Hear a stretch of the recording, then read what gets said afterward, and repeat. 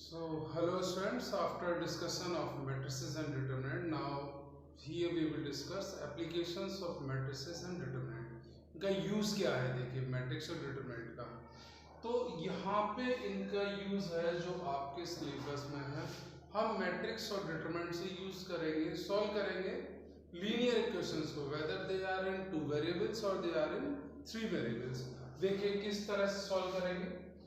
देखिए जैसे ये है equation a1x plus b1y plus c1z equal to d1, a2x plus b2y plus c2z equal to d2, a3x plus b3y plus c3z equal to d3। ये equation हमें दी होंगी, second और ये थर्ड। ये लीनियर इक्वेशन है। लीनियर इक्वेशन आपको पता होगा, यहाँ पे वेरिएबल्स की डिग्री 1 होती है। ये लीनियर इक्वेशन है। अब हमको इनको सॉल्व करना है, यानी we have to find value of x y z by the help of determinant and matrices. देखिए तो वो किस तरह से हम करेंगे। तो सबसे पहले तो हम एक मैट्रिक्स बनाएंगे, matrix of coefficient of variables. Matrix of coefficient यानी उसको जैसे नाम दे दिया हमने ए, तो मैट्रिक्स ऑफ कोएफिशिएंट इसमें ये आएंगे। देखिए coefficient of variables a1 b1 c1 x y z के कोएफिशिएंट आ गए। तो देखिए a2 b2 c2 a3 b3 c3, ये एक हमारी मैट्रिक्स हुई। दूसरी मैट्रिक्स हम लेंगे x, ये होगी matrix of variables. Matrix of variables, variables कितने हमारे पास? 3 देखिए x y z। तीसरी मैट्रिक्स हमारे पास होगी, इसको हमने ऐसे नाम दे दिया b, और ये होगी मैट्रिक्स ऑफ कांस्टेंट्स। ये राइट हैंड साइड पे जो कांस्टेंट्स हैं, ये d1 d2 d3 ये होगा। अगर हम इस को मैट्रिक्स की हेल्प से लिखें तो हम ये लिख सकते हैं। देखिए a into X equal to B, ये मैट्रिक्स की फॉर्म में हो गया। अब अगर आप देखें तो अगर मैं a और x अगर इसका मल्टीप्लाई करूं और इनको अरेंज करूं तो देखिए यही हमारी इक्वेशन बनेगी। देखिए a1x plus b1y plus c1z equal to b क्या हो जाएगा? d1। देखिए अगर हम इनको मल्टीप्लाई करें दोनों मैट्रिक्स को तो यही बनेगा। देखिए a1x b1y plus c1z equal to, भाई ये b1 है तो b क्या है, हम दोनों तरफ इक्वल करेंगे यानी कंपेयर करेंगे तो b की पहला वेरिएबल d1, ये पहली इक्वेशन बनेगी। Similarly a2x plus b2y plus c2z equal to d2 और a3x plus b3y plus c3z equal to d3। ये सब हमने सीखा था मैट्रिक्स। अगर इसको मल्टीप्लाई करें और कंपेयर करें वो साइड तो यही इक्वेशन बनेगी। ठीक है, तो अब हम इनको इन वेरिएबल्स की वैल्यू फाइंड करेंगे। वो कैसे करेंगे वो मैं आपको बता रहा हूँ। ये मैंने अभी आपको बताया कि लीनियर इक्वेशंस को मैट्रिक्स में कैसे चेंज करेंगे। क्लियर है? अब देखिए मैं इसके बाद आपको ये बता रहा हूँ कि हमें आगे सॉल्व कैसे करना है। उसके लिए कुछ चीजें पहले समझिए। देखिए अब देखिए ये समझिए कंसिस्टेंट और इनकंसिस्टेंट सिस्टम क्या होता था। ये हमने 10th में भी पढ़ा था, 11th में भी पढ़ा था। कंसिस्टेंट सिस्टम होता था वो सिस्टम ऑफ इक्वेशन जहाँ पे हमें वेरिएबल्स की वैल्यू पता होती थी, यहाँ पे फाइंड भी कर सकते हैं, यानी जिसके सॉल्यूशन होते थे उसको तो बोलते थे consistent system. Where a system have a unique और many solution। 10th में आपने पढ़ा था जब हम लीनियर इक्वेशंस को कंपेयर करते थे कंडीशन के अकॉर्डिंग, तो जहां पे इसका किसी भी लीनियर इक्वेशन का एक सॉल्यूशन हो या एक से ज्यादा सॉल्यूशन हो तो उसको बोलते हैं कंसिस्टेंट सिस्टम। और इनकंसिस्टेंट सिस्टम क्या होगा? जहां पे लीनियर इक्वेशंस का कोई सॉल्यूशन ना हो, वो उसको बोलते हैं inconsistent system. Where a system have no solution, उसको बोलते हैं हम इनकंसिस्टेंट सिस्टम। 10th में आपको याद होगा तीन कंडीशंस होती है, पैरेलल लाइंस, इंटरसेक्टिंग लाइंस और एक लाइन और होती थी कोइंसिडेंट लाइंस। तो हम क्या होता था, पैरेलल लाइंस में नो सॉल्यूशन, इंटरसेक्ट में वन सॉल्यूशन और कोइंसिडेंट लाइन में मैनी सॉल्यूशन। वहां पे हमने ये पढ़ा था कंसिस्टेंट और इनकंसिस्टेंट सिस्टम, राइट। अब इसके बाद देखिए, जो मैं एक आपको और बता रहा हूँ, होमोजीनियस और नॉन होमोजीनियस लीनियर इक्वेशंस क्या होते हैं, उनको समझिए। देखिए अब ये होमोजीनियस और नॉन होमोजीनियस लीनियर इक्वेशंस क्या है। देखिए जैसे ये जो कांस्टेंट की वैल्यू है यहाँ पे राइट हैंड साइड पे, जो if d1 equal to d2 equal to d3, अगर ये सारे ही वैल्यू जीरो दे रखी, सारे ही वैल्यू क्या है जीरो, तो सिस्टम क्या होगा, homogeneous. Then it is homogeneous, homogeneous.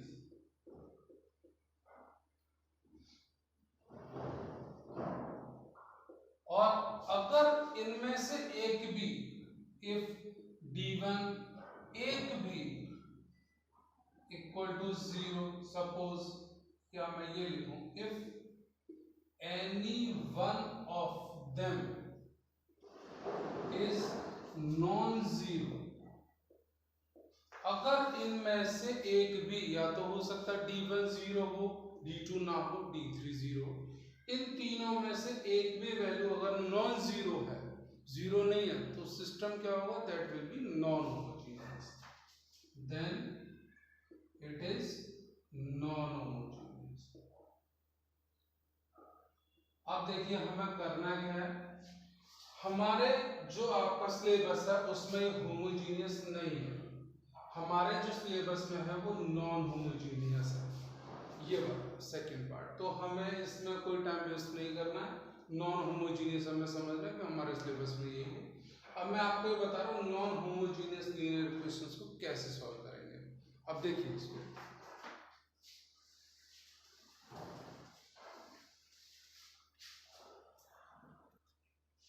देखिए आपको ये लीनियर इक्वेशन इस फॉर्म में दे रखी होंगी, तो आप सबसे पहले मैट्रिक्स बनाएंगे, एक matrix coefficient, matrix of variables और matrix of constant of right hand side. इसके बाद आप क्या करेंगे, सबसे पहले आप कैलकुलेट करेंगे determinant of A, determinant of A. अगर determinant of A is not equal to zero, is not equal to zero, then find the solution by matrix method, और matrix method होता है that is x equal to a inverse into b, a inverse into b, यानी हमें पहले इस matrix का inverse निकालना पड़ेगा एडजॉइंट के कंसेप्ट से, और उसको इस मैट्रिक्स से मल्टीप्लाई करना पड़ेगा। आफ्टर दैट दोनों तरफ कंपेयर कर दिए तो हमें एक्स वाई जेड की वैल्यू मिल जाएगी। इसके बाद देखिए केस सेकंड क्या है, क्योंकि हमसे पूछेगा कहीं कहीं एक या दो नंबर में पूछ सकता है कि चेक करके बताइए कि लीनियर इक्वेशन कंसिस्टेंट है या इनकंसिस्टेंट है, तो वहां पे हमें ये पूरा पता होना चाहिए मेथड, तब हम बता पाएंगे। तो जब determinant of A is equal to not equal to zero, तब इस केस में सिस्टम क्या होगा, कंसिस्टेंट, क्योंकि उसका सॉल्यूशन हम फाइंड कर रहे हैं बाय मैट्रिक्स मेथड, और इसमें हम बोलेंगे कंसिस्टेंट, क्योंकि यहाँ पे सॉल्यूशन होगा और वो भी होगा यूनिक सॉल्यूशन, यूनिक सॉल्यूशन। इस केस में ये सिस्टम होगा कंसिस्टेंट, ठीक है। सेकंड ये है, अगर मान लीजिए determinant of A equal to zero आ गया, तो हमें क्या करना है, तो हमें क्या करना है, यानी then we calculate adjoint of A into B, इसको कैलकुलेट करेंगे आप, और अगर ये आप कैलकुलेट करेंगे, और इसके बाद if adjoint of A into B is not equal to zero, अगर ये जीरो नहीं आ रहा है, इसको मैं देखिए, अगर determinant of equal to zero, then calculate adjoint of A into B. इसके बाद if adjoint of A into B is not equal to 0, तो हमने सीधे लिख दें देन नो सॉल्यूशन। इस केस में कोई सॉल्यूशन नहीं होगा and system will be inconsistent. ये होगा inconsistent, system will be inconsistent. Second case if adjoint of A into B equal to 0, अगर ये 0 आ रहा तो इस केस में सिस्टम में बी कंसिस्टेंट और inconsistent, then system may be consistent और inconsistent। ये आपको लिखना है बस। ये आपसे एक नंबर पूछा है कंसिस्टेंट या इनकंसिस्टेंट, तो उसको चेक करने की कंडीशन मैंने आपको दोनों बता दी, ठीक है। इसके बाद आप ये देखिए कि हम इसको सॉल्व कैसे करेंगे लीनियर इक्वेशंस को, वो देखिए मैं बता रहा हूँ।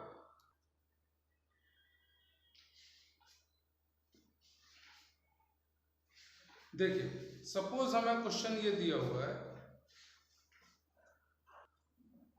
देखिए ये हमें क्वेश्चन दिया हुआ और हमसे कहेगा इस तरह का क्वेश्चन देखिए कि solve it by matrix method. तो देखिए ये सॉल्यूशन, ये क्वेश्चन 6 नंबर में आता है, 99% या तो ये क्वेश्चन आता है या आपके एक्सरसाइज 4.2 से क्वेश्चन आता है। देखिए तो हम क्या करेंगे, सबसे पहले हमें मैट्रिक्स बनानी है। सबसे पहले मैट्रिक्स बनाएंगे ए, मैट्रिक्स ऑफ कोएफिशिएंट। मैंने आपको बताया था कि 1 x का कोएफिशिएंट, y का कोएफिशिएंट -1, z का कोएफिशिएंट 2। फिर देखिए x का कोएफिशिएंट 3, 4, -5, ये 2, -1 और मैट्रिक्स ऑफ कोएफिशिएंट बन गई। सेकेंड मैट्रिक्स हम बनाएंगे मैट्रिक्स ऑफ वेरिएबल्स। वेरिएबल 3 है यानी x, y, z। फिर हम बनाएंगे मैट्रिक्स ऑफ कांस्टेंट, यानी ये देखिए ये बनेगा 7, -5 और 12। ये मैट्रिक्स बन गई हमारी 3। अब बाय मैट्रिक्स मेथड हमने सॉल्यूशन क्या बताया था, कैसे कहा था, x = a inverse into b। तो a इनवर्स कैसे होगा, यानी इस मैट्रिक्स का हमें इनवर्स निकालना पड़ेगा, इस मैट्रिक्स का, और इसका इनवर्स निकालेंगे हम एडजॉइंट के मेथड से। और एडजॉइंट के लिए हमें क्या करना पड़ेगा, सबसे पहले इसका डिटरमिनेंट निकालिए। तो देखिए determinant of a equal to क्या होगा, देखिए 1, 12 - 5 प्लस 1, ये और ये 9 प्लस 10 और प्लस 2 और ये -3 -8, ये हो गया 12 में से 5 7 प्लस 19 प्लस 2 इंटू -11, यानी ये हो गया 26 - 22 = 4। इसको चेक कर लिया क्योंकि इसमें कैलकुलेशन ही मेन पार्ट है। कैलकुलेशन में जरा भी प्रॉब्लम नहीं आनी चाहिए हमको, तो जरा भी अगर प्रॉब्लम होगी तो वहाँ x, y, z की वैल्यू गलत हो जाएगी, तो ध्यान से जरा करिएगा। कल मैं एक बार फिर से चेक कर ले रहा हूँ। 12 और ये -5 ठीक है, ये +1 ये क्या 9 और ये +10 ठीक है, +2 और ये -3 -8 ठीक है। डिटरमिनेंट आ गया। अब डिटरमिनेंट हमारा देखिए क्या है, डिटरमिनेंट इज +4 यानी नॉन जीरो। नॉन जीरो तो क्या होगा, unique solution, system will be consistent.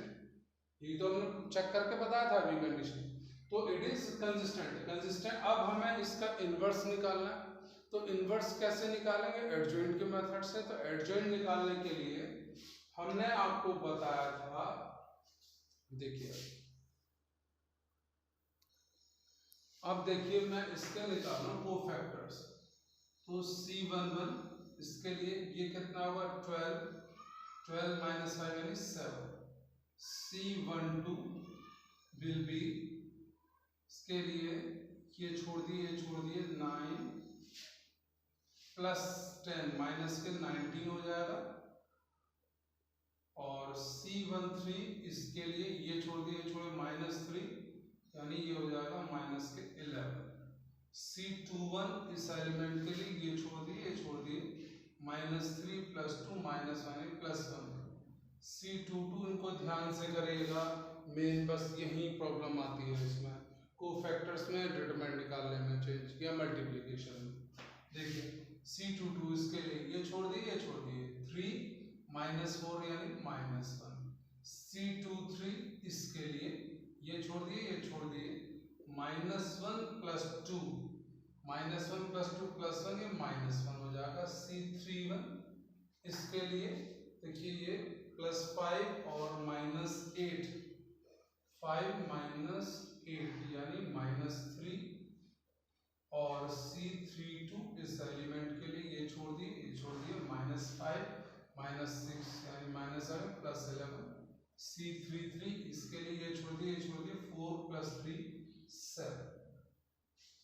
ये हो गए हमारे कोफैक्टर निकला है। अब मैं एडजॉइंट निकाल दूं, तो एडजॉइंट हमने आपको बताया था पहले भी, एडजॉइंट हमारा होता था, डायरेक्ट करते हैं अब तो, एडजॉइंट ऑफ ए कोफैक्टर्स का ट्रांसपोज बताया था, ट्रांसपोज ऑफ कोफैक्टर्स, यानी देखिए ये C11 C12 C13 C21 C22 C23 C31 C32 C33, direct लिख दिया मैंने, ट्रांसपोज करके कोफैक्टर्स लिख दिए।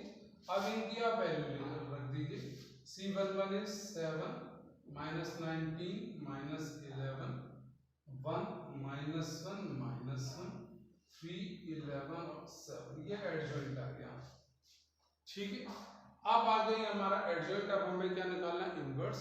तो इनवर्स क्या था, one by determinant of A into adjoint of A, तो इसका मैं इनवर्स निकाल रहा हूं। अब देखिए now A inverse is one by determinant of A into adjoint of A, ये आपको बताया था, यानी 1/डिटरमिनेंट ऑफ A आया था 4 और इसका एडजॉइंट निकल के आया 7 1 3 -19 -1 11 -11 -1 और 7, ये हमारा इनवर्स निकल के आया। ठीक है, अब देखिए मैं इसे मैट्रिक्स मेथड से अब सॉल्व करूंगा, तो मैं अब तो इसकी जरूरत पड़ेगी, एक तो इनवर्स और दूसरी मैट्रिक्स बी की, ये जो मैट्रिक्स है।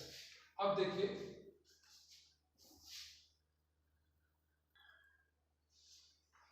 तो देखिए हमारा ये आया था, x जो है वो तो है मैट्रिक्स ऑफ वेरिएबल्स यानी x y z, A inverse ये निकल के आया था हमारा, ये रहा 7 1 -3 -19 -1 11 -11 -1 और 7, और b जो था वो मैट्रिक्स ऑफ कांस्टेंट ये थी 7 -5 और 12। अब देखिए आपको सिंपल मल्टीप्लाई करना, यानी दिस इज देखिए x y z 1/4, देखिए मल्टीप्लाई करिए 7 7 जा 49 -5 -36, ठीक है। फिर देखिए -19 × 7 मल्टीप्लाई कर लिए 133 माइनस और ये +5 और 11 इंटू ये हो जाएगा +132 12 और 1 और 132। ठीक है, यहाँ तक है ठीक है, कुछ प्रॉब्लम है क्या, क्योंकि +1 ये दिक्कत करेगा कहीं ना कहीं कुछ प्रॉब्लम। इसको देखिए ये माइनस के 77 और ये +5 और 12 7 ज़ा 84, ठीक है 89 12। तो यहाँ पे देखिए ये हमारा सॉल्व करके आएगा, दिस इज इक्वल टू 1/4, ये ऊपर हमारा आएगा 12, ये -41 यानी 8 बचा, यहाँ पे ये देखिए 133 माइनस का और ये +5 और ये +132, तो 132 + 5 कितना हो गया 137 और माइनस यानी ये बचेगा 4, और ये हमारा 89 और ये 89 से 77 यानी ये बचेगा +12, ये हमारे बचा। अब इसको देखिए सॉल्व कर लिए, यानी 4 से डिवाइड कर दें सबको, तो ये 2 ये 1 और ये 3, ये मिला है। देखिए X Y Z equal to क्या है 213। अब कंपेयर कर दें दोनों तरफ, कंपेयर कर दें तो x will be on comparing x will be 2, y equal to 1 and z equal to 3। ये हमें मिले हमारे लीनियर इक्वेशन के सॉल्यूशन। अब ये सॉल्यूशन हमारे सही है या नहीं, इसको चेक करने का एक बहुत ही सिंपल तरीका है। x y z की वैल्यू आप किसी भी इक्वेशन में रख दीजिए, अगर वो सेटिस्फाई कर रही है, अगर वो LHS RHS सेटिस्फाई हो रहे हैं then it is correct, otherwise कहीं ना कहीं कोई प्रॉब्लम है। देखिए x की वैल्यू 2 रखिए, ये जैसे है वेरिफिकेशन बता रहा हूं मैं, x minus Y plus 2z is 7 है ना। x की वैल्यू लगाई देखिए 2, y की वैल्यू माइनस 1 प्लस z की वैल्यू 3, देखिए 7 आना चाहिए। देखिए इसको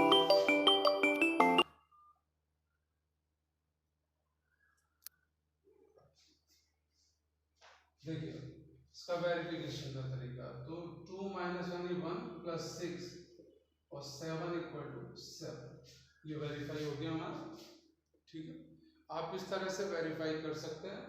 ये क्वेश्चन 6 नंबर में आता है। अब इसमें कुछ चीज़ें हैं जैसे मैं आपको बता दूं, जैसे कुछ लोग सोचें कुछ बच्चे कि भाई ये by matrix method x equal to inverse into b कैसे आ गया, तो मैं बता दे रहा हूँ कुछ एक दो चीज़ें छोटी छोटी, किसी के दिमाग में कोई भी डाउट नहीं रहे कि भाई ये रेडीमेड तो नहीं है, आ कैसे गया, तो मैं बता रहा हूँ आपको। देखिए कैसे आता, देखिए लीनियर इक्वेशन मैंने आपको बताई थी, ये हमें दिया होगा, तो इसको अगर हम मैट्रिक्स फॉर्म में लिखें तो हम ये लिखते हैं, देखिए a into X equal to B. अभी अभी मैंने बताया था matrix of coefficient of variables of X Y Z, matrix of variables और matrix of constant of right hand side, ये मैंने आपको बताया। अब अगर मैं इसमें देखिए मल्टीप्लाई करूं both side by a inverse,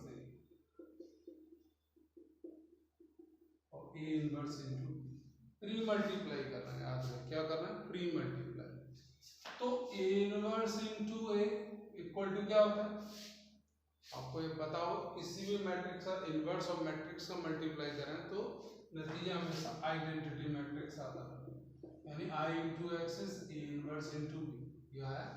और i क्या है आइडेंटिटी और x क्या है मैट्रिक्स ऑफ वेरिएबल्स, और ये हमने मैट्रिक्स में पढ़ा था, किसी भी मैट्रिक्स का आइडेंटिटी से मल्टीप्लाई हमेशा मैट्रिक्स आता है, that is equal to x, यानी x equal to a inverse into b, ये यहां से आता है मैट्रिक्स में आता है, और इसको हम कहते हैं it is known as matrix method.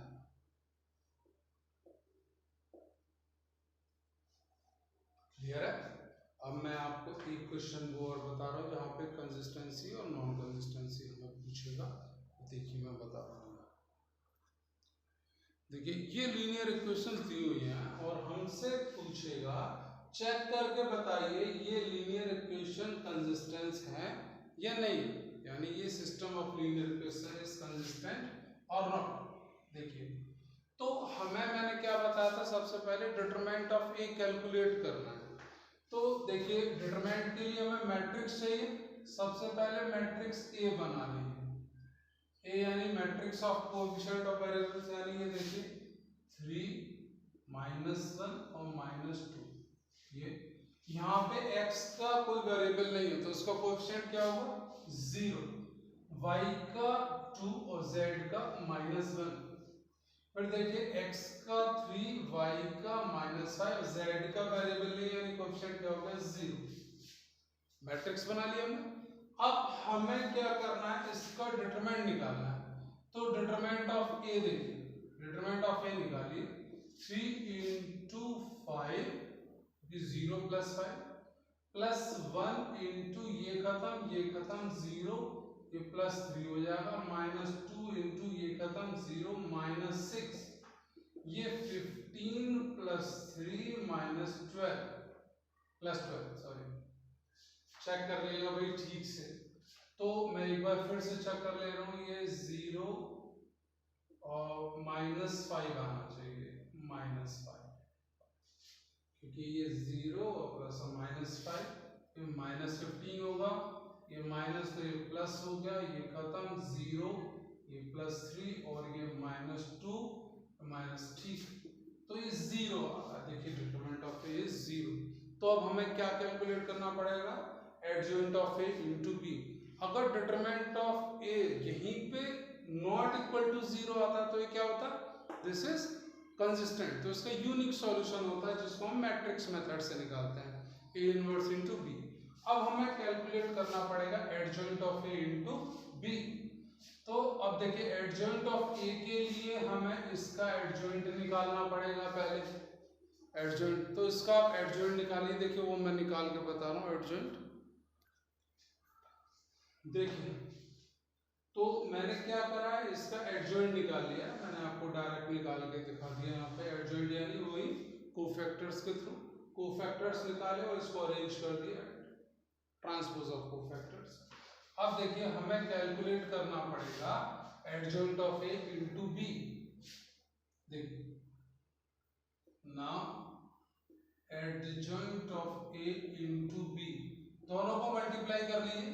देखिए मल्टीप्लाई करके क्या आएगा, देखिए ये -10 प्लस 15, -10 -20 प्लस 15 यानी प्लस के 5 माइनस के 5, ये -10 प्लस 15, ठीक है। फिर देखिए -6 और -18, ये हो गया माइनस के 30, -6 और -6 -12 और -18 माइनस के 30। देखिए -12 प्लस 18, -12 प्लस 18 और -18 होगा, -12 -18 प्लस के 18, दिस इज इक्वल टू -12। ये बचेगा, तो सॉल्व हम करेंगे तो ये। तो adjoint of A into B क्या आ रहा है, नॉन जीरो मैट्रिक्स आ रही है। देखिए तो because adjoint of A into B is not equal to 0, ये जीरो मैट्रिक्स में हो नहीं रही है। जब ये जीरो नहीं है तो इट इज क्या होगा, इट इज इस केस में क्या होगा, नो सॉल्यूशन यानी इनकंसिस्टेंट। ये मैंने आपको लिखाया था इनकंसिस्टेंट। इस केस में क्या होगा, नो सॉल्यूशन। इस तरह से आप इसको सॉल्व करेंगे। बहुत ही इंपॉर्टेंट एक्सरसाइज है। 6 नंबर का क्वेश्चन इससे आता है। 1 नंबर का इस तरह से आ सकता है, कंसिस्टेंसी चेक कराए, हो सकता है पूछ ले होमोजीनियस क्या होता है, नॉन होमोजीनियस क्या होता है, कंसिस्टेंट क्या होता है, इनकंसिस्टेंट क्या होता है। तो हमें सारी बारीकियां लेके हमें चलना है। और इस एक्सरसाइज यानी एक्सरसाइज 4.6 के आप क्वेश्चन सॉल्व करिए। मेनली आप इसी पे ध्यान दीजिए। अगर आपने ये एक क्वेश्चन सॉल्व कर लिया and if you are freely able to solve this question, then आपकी एक्सरसाइज 4.1, 4.3, 4.4, 4.5 और 4.6 तो ये है। तो इसमें पीछे की 4 एक्सरसाइज अपने आप आ जाती है। देखिए माइनर कोफैक्टर आ रहा है, एडजॉइंट आ रहा है, मैट्रिक्स का मल्टीप्लाई भी आ रहा है और डिटरमिनेंट भी आ रहा है। यही हमने पीछे के चैप्टर्स में सीखा है अब तक। तो ये हमारी जो कंसेप्ट है लीनियर इक्वेशंस का, ये बहुत ज़्यादा इम्पोर्टेंट है। बोर्ड में भी 99% क्वेश्चन इसी से आएगा। तो best of luck and do your और एफर्ट्स, जो भी आप कर सकते हैं।